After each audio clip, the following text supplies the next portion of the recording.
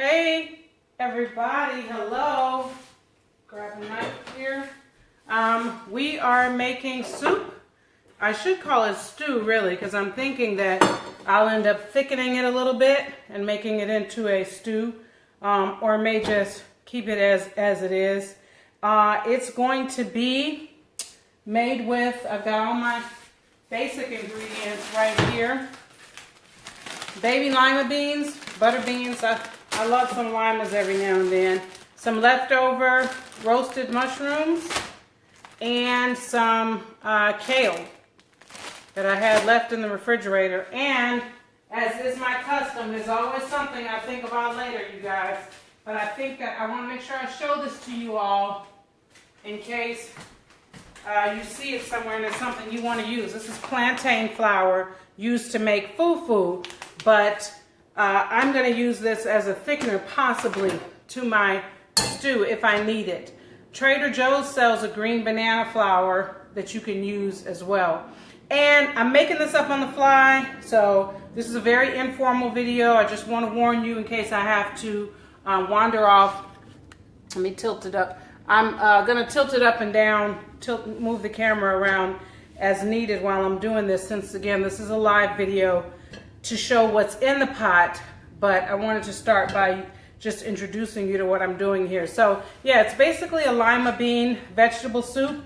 I am also going to add some burros. At first I was not even thinking about this, and I looked over, I've got like 8 of them over here that I really need to use up. So I pulled 4 over here. Once I dice those and put it in, we'll see how much I still need. And my broth is going to be a combo of some vegetable broth, and then I have a vegan chicken style seasoning. I've got some tomato paste here. I had a little bit of leftover orange bell pepper, so I'm going to drop that in. Use what you have, right? What I've learned about making soups that I used to think was so complicated and I always thought I needed a recipe for, what I've learned is that it's really about getting that base right. It's about getting your liquid to taste good and not putting in certain things like a pasta or zucchini too early in the cooking process and then it just cooks away. You can't really just dump everything in and go. Some soups you can, but especially if you're using like a spelt or a kamut pasta, you do not want to put those things in early and then they get mushy and totally overcooked. All right, so it's all about building in layers of flavor and then adding things in based on cooking time. So like the limas could cook for a long time. I could let these mushrooms cook for a while because they're already cooked and roasted and flavored and everything. And then I've got 2 other veggies over here, and those are what we're going to start with, okay? So let's get rolling, rocking and rolling. All right. And the first thing I'm going to do is, so I was pulling everything out, you guys, and I realized I don't have any onion. No onion at all, which I never ever want to not have onions. That is just crazy, right? So unfortunately, that I'm going to have to use a little more onion powder. All right. So let's go down, rotate down here just a little bit. All right. So what I'm going to start with is chopping up this fennel. Now, have I ever used fennel in a soup before? No, I have not. No, I don't know how this is going to taste. We're experimenting, but what I do know is fennel, I also add this in because I just wanted you guys to see it. You know, it's one of those things that sometimes you've seen in the grocery store, but you don't know what it is, so you don't get it. The first of all, fennel is excellent juiced. Oh, it's so good, y'all. Juiced with some apple, green apple, fennel, spinach, a piece of ginger together. The best way to describe it is refreshing. If you smell it, it smells like licorice, but it doesn't taste like licorice. As a matter of fact, the way it smells, you're thinking this is going to overpower everything, but it's not. It ends up being very mild. And someone told me, I'm going to do a taste test and see, that the top of the fennel is actually dill. But it doesn't really taste like dill to me. I'm not sure, but I decided to drop this in here and saute it as if it was an onion. even though it's not, nor is it going to taste like onion. Let me make sure I'm real plain about that. All right. As you join, be sure to say hi because half of my camera is blocked. And I may not be able to see you. Let's turn this down a little bit because my chopping is going a little slow here. So yeah, so I've roasted fennel before, but I've never sauteed it. So we're in here together right now. Okay, I'm just dicing it about the same size that I would an onion. I could also do this in my food processor, which is right here next to me, and I may do that for these remaining pieces, just to speed that part up a little bit. I'm just going to drop this in. This might be a happy accident, you guys. You never know. All right, so I'm going to put the rest of this in the food processor. And this is going to take 2 seconds. If you have the right tools in your kitchen, it makes cooking so much easier. You just need, if you have a few basic time-saving tools like a food processor, a great cutting board, a great knife, excellent tools that will save you a lot of pain. You don't have to be in here as long. Watch how fast this is. There's no reason for me to show you my food processor because it is not fancy. Okay?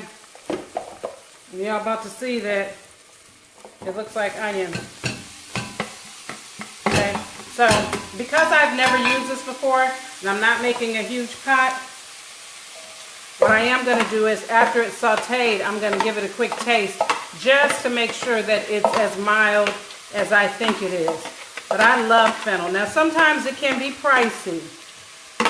So, you know, I do know why we don't buy it often. But if you're trying to do a juice cleanse, you need fennel. All right. Okay. You can drink juice and have flavor. It is possible to have flavor in your juice. Even my food processor smells good. All right, it's Temple Tuesday. Are we honoring our temples? Now, forgive me too if the announcement said 3:30. I was going to be in Vegan is the New Black, but I decided to do that after this. I'm showing you guys the more in-depth, the more involved recipe, and in that group that hopefully includes your family and friends and just people who want general information. They're not trying to go, you know, as intense perhaps as we are here, you know, with coaching and that sort of thing. I'm just showing them how to make a basic pot of quinoa that could go with this, okay? All right, so this is looking good. I'm going to let that hang out and show you my next strange ingredient, which is oyster mushrooms. I'm making these, I'm adding these because I need to use them. Great reason to make a soup, okay? Oyster mushrooms really are a great replacement for meat, you know, like a chicken. So that's the reason why I decided to go ahead and put these in here to be a meat substitute in addition to the roasted mushrooms. If you haven't tried oyster mushrooms yet, they taste very different. They do not taste the same as button or portobello. Totally night and day different flavor. All right. So that's still cooking down. I'm going to turn this up just a little bit. And just for kicks and giggles, you guys, I'm going to add a little bit of vegan mayo. Don't ask me why. I don't really have a reason. I just thought it would be, it does, the earth balance does add good flavor. Now, before I do the mushrooms, I'm going to go ahead and add this orange bell pepper in there with my fennel. So you could start with any vegetables that you have in the refrigerator, but a good base is always going to be an onion if you have it or something like that. And then for your broth, I'll show y'all that a little tomato paste or tomato sauce, not a lot, right? If you don't, that's not the prominent flavor that you're going for, but it gives your soup body and flavor. Did not know that and was making like some really bland soups that I had to, well, let me be honest, I buried them in the freezer. Just buried them in the freezer.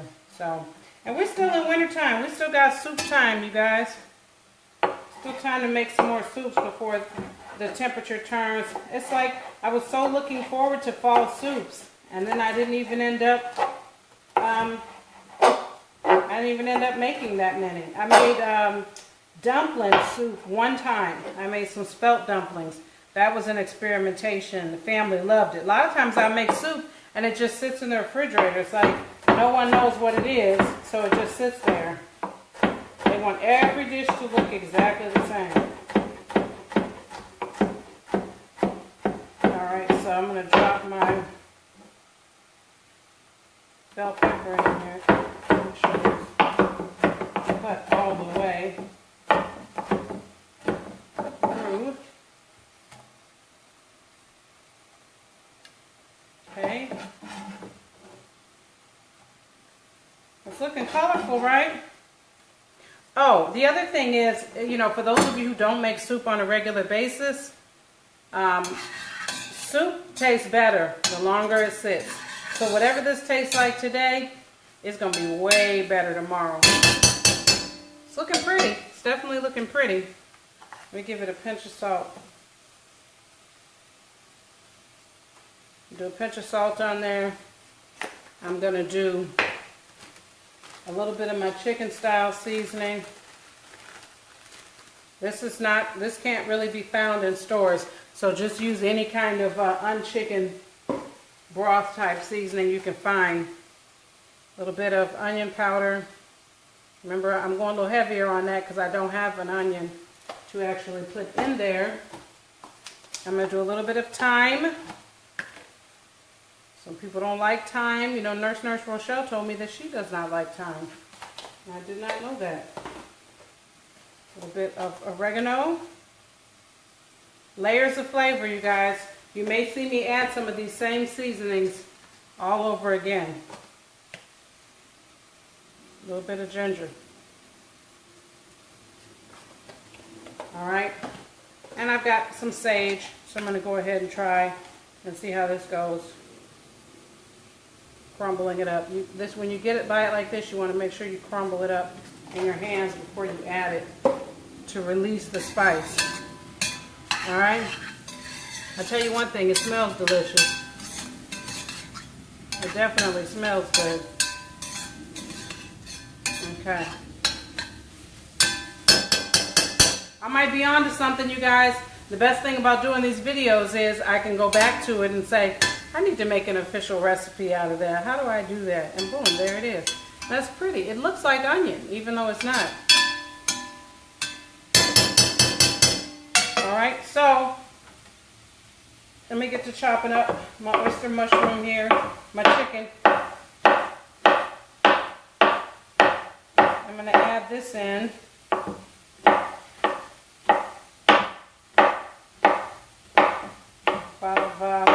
Boom.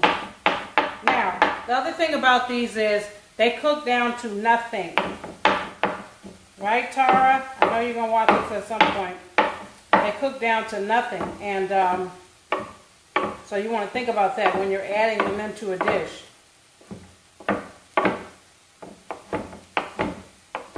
Okay? So, there we go. Like so. Oh, wait a minute. Let me taste this first, you guys. Not that it matters, because I'm going to eat it anyway. But I'm just curious to know where we're at. Okay, interesting. You know what? It almost reminds me of cabbage.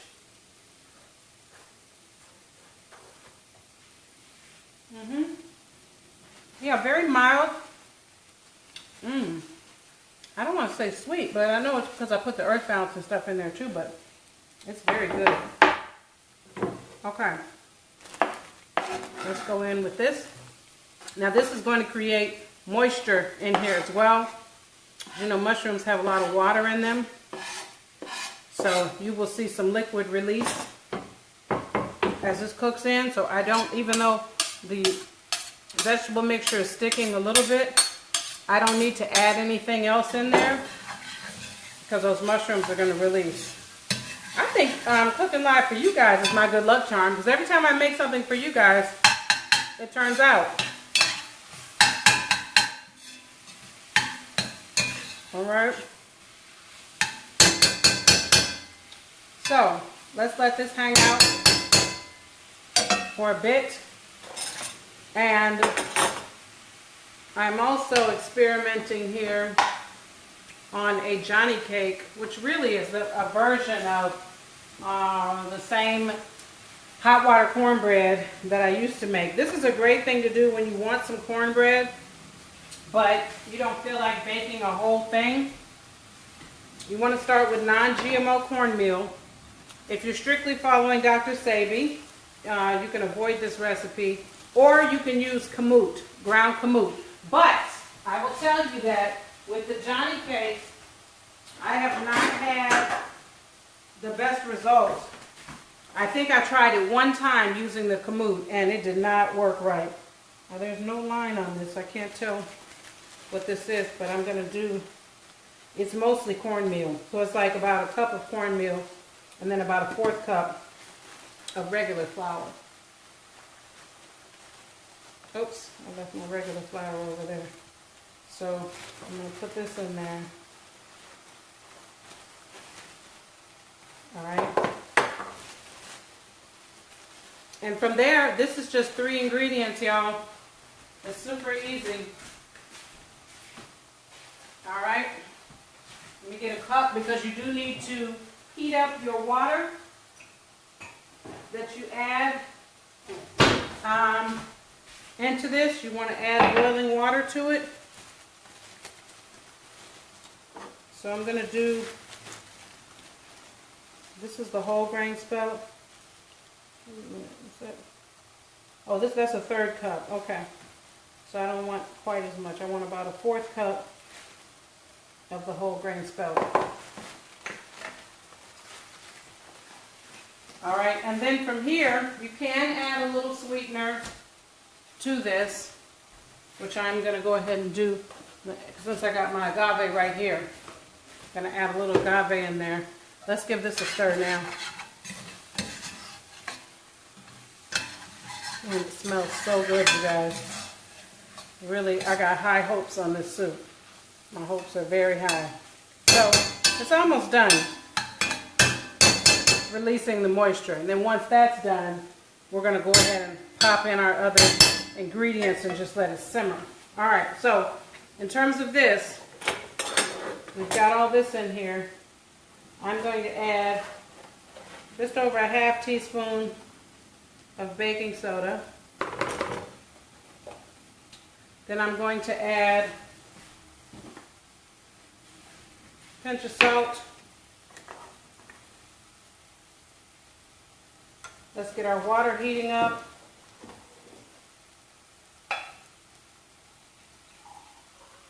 Now, the water amount depends on how much of everything else that you put in there. Okay, so put this on a minute 30.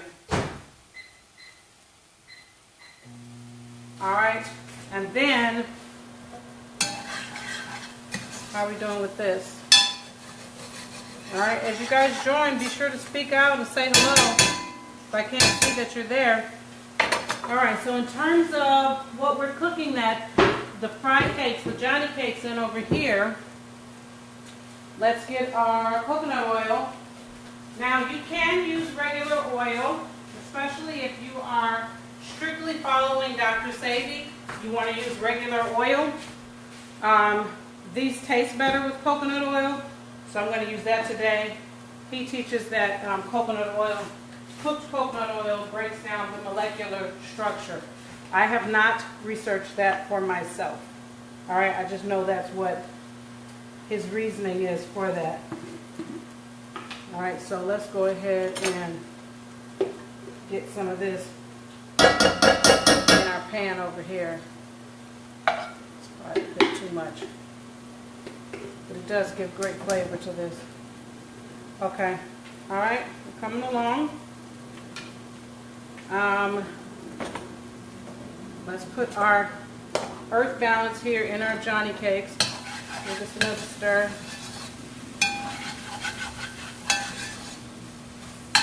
Okay, that's ready for pretty much everything else to go in it. I'm going to put our earth balance in here. This is about a tablespoon. Let's do a tablespoon and a, no, right at a tablespoon is all you need. So there we go. All right, so that was about 1 1/4 cup, 1 cup cornmeal to a 1/4 cup of the spelt flour. Then we added about a 1/2 teaspoon baking soda, pinch of salt. Now we've got our earth balance in there. We're adding some hot water and agave. And that's it. Okay, so before that gets done too much, let's go ahead and add our lima beans in here. See, do I want to, before I add that whole bag, y'all, let's give it a stir, see how we're doing in proportion to these veggies that are in here.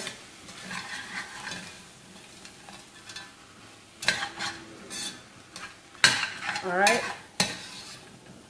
What do you guys think? I'm going to go ahead and just put the rest of it in there. Okay.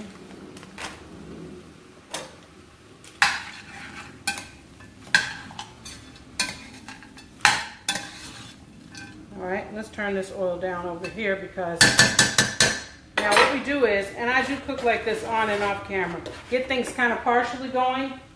So that's all ready to go except for the water. Let me go ahead and get our burros in here, and we'll move quickly so that water doesn't cool off. For whatever reason, I just don't like my batter to just sit too long. This is not scientific. I'm sure there's nothing that would be wrong with it. I do know that baking batters shouldn't sit outside the oven. Once you have it ready to go, you should go ahead and bake immediately. This one may not matter so much, so I think that's just a force of habit from me doing so much baking. Okay, so here we go. Here we go.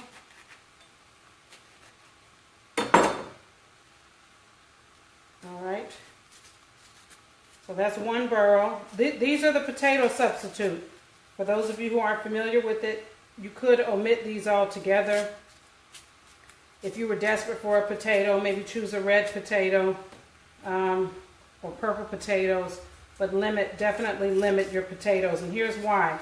This burro banana and also green cooking bananas are very low in what's known as, very high in what's known as resistant starch. What that means is your body resists digesting it straight away. When it goes down into your GI tract, it instead floats right on through your system and feeds the good bacteria in your gut. So it is really great for your gut. It's very satisfying, gives you a full, satiating feeling. And believe it or not, y'all, these really do taste just like potatoes. They actually do. I've served these to people as fries, and they said it was better than potatoes. So for my family, I have to make the shape look like a potato, or they're like, I don't want to eat a banana. So I got to work a little harder on it. So I'm giving these like a very rough, non-Chef Ramsay style chop here into small bits. I'm going to drop that in there. Add our water. Okay. Here we go, here we go, here we go. Yeah, again, they don't have a lot of flavor. They just are reminiscent of potatoes. So, like so. Here we go. All right, let's add our water in. This is an 8-cup measuring cup, so it's probably going to end up being about 4 cups of water. How much did we use? 5 cups of water. We'll do a little bit more. All right. Next, I'm going to add some tomato paste. Just a tablespoon like this. Okay. Let's go with that. All right. And then next, we're going to add in some vegetable broth. Okay. I'm going to do a heaping amount. This has a lot of flavor in it. That's where it's going to get the most flavor. Now that kale that I have can go in at the very last. It does not need a lot of cooking time. Okay, I need a Rachel Ray style garbage bowl here. All right, so there we have it. That's what we got going on so far. Let's turn it up a little bit. And I'm going to use the plantain flour to thicken it a bit. Okay, I feel like it needs something red, like tomatoes, but I don't have anything red, so I'm not going to worry about it right now. All right, let's get back to this. Let's go ahead and add in our hot water. That's going to melt that earth balance right there. See us melting that down. Okay, about a half cup there. And then let's add in a tablespoon of agave. Just give it just a touch of sweetness. Let's give it a stir. Help that butter keep melting. Let's turn this back up. Then we're going to see what the texture is like. See how it's looking right now? We need a little bit more water. Okay. So that's probably about 3/4 of a cup. You don't want it to be as thin as pancake batter would be. You do want it to be just a tad bit thicker than pancake batter. And there we have it. All right, now remember, there's no eggs in here, so you could taste this and say, I like mine a little sweeter, whatever you would want, but it's ready. Okay, so at this point, you guys, oh, I forgot our mushrooms. At this point, you guys, though, this is really pretty much done. Okay, because the basics of the soup are there. It just has to simmer. So I could really let that cook for a while. This is when I would normally turn my timer on and head on upstairs. All right, I'm also putting these mushrooms in as another seasoning element because these are, the reason why they're so dark is because I like to roast my mushrooms to like the last inch of their life. I prefer them like that because I don't like them super mushy. So I'm just small dicing them and adding them in here to the soup. All right, and I did, I'm gonna be honest with y'all, I did overcook these by about 10 minutes or so, but I said, I'm still going to use them. So that's another reason why I'm putting them in this soup. They'll be good in there and they'll give a great chew. Okay. All right. And here we go. And I'm going to give it a stir and just see if that's enough or do I want more added. Okay. But if you make sure your broth is good, ladies, doesn't really matter what else you put in there. Okay. All right. So now I'm not going to add more than this because my family would be like, what is that? I could tell them it's beef chunks though, right? You think they would go for it? They'd be like, no, Mom, you didn't make any beef. All right, let's get our hot cakes, Johnny cakes, hot water cornbread in here. Just take a spoonful like this, drop it right on in, and I can hear that I turned my oil down too low. So I'm going to turn it up just a little bit before I add any more. And let's put a lid on top of this pot.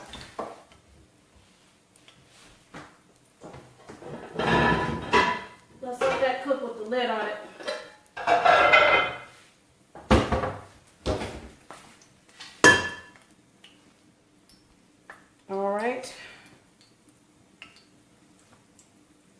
Getting hot in here. Who knows that song? So, now we're just hanging out waiting on these Johnny cakes. Okay? We're not going to use the rest of these, which could be frozen, by the way. You also could put these in the freezer. Throw those in the soup. So, no reason to waste that. There's a million ways that it can be used. Alright, this is heating back up over here. So I'm going to throw another Johnny cake in there. Let's get another one going. And this can make about 6. All depends on what size you're going for. I'm just going to put 3 in here at a time though. And leave that like that. Like so. Let's take this away so we can get this surface ready.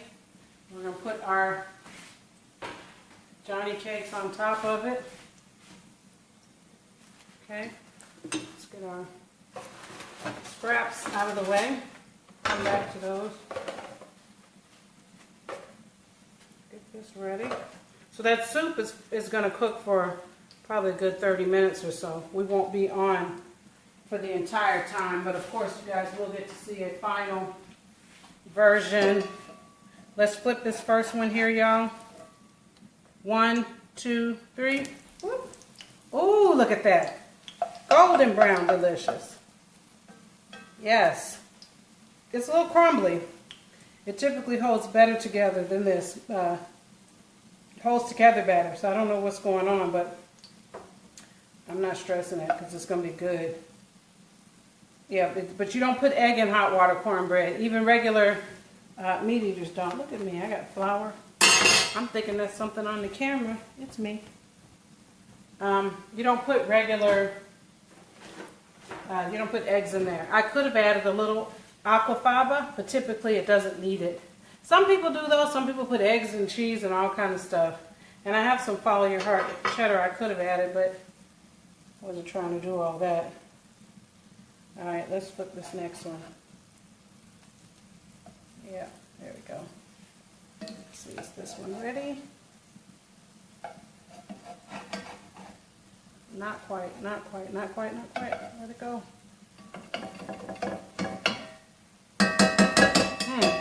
This is very interesting why these are falling apart. You know what? I might have put a little too much earth balance in there, you guys. It's supposed to be right at a tablespoon, and I think I went a little too crazy, and it's too buttery. That's okay, it'll still be tasty. So let's check our soup here. See how that's coming. And then I'm going to meet you guys over in Vegan is the New Black. If you want to come on over there to your friends and family group. Remember, there's guys and everything in there. This is our sister circle only. All right, so like so. This is it. All right, over there, I'll just be doing some quinoa and finishing these Johnny cakes. Hopefully they don't all fall apart. I may need to add a little bit more flour to them to get to the rest of it, to get it to hold together. Okay, so I will meet you guys over on the other side in about 8 minutes at 5 o'clock. If you want to come on over there and join me, and let's do some quinoa together. Okay, see you then. Bye.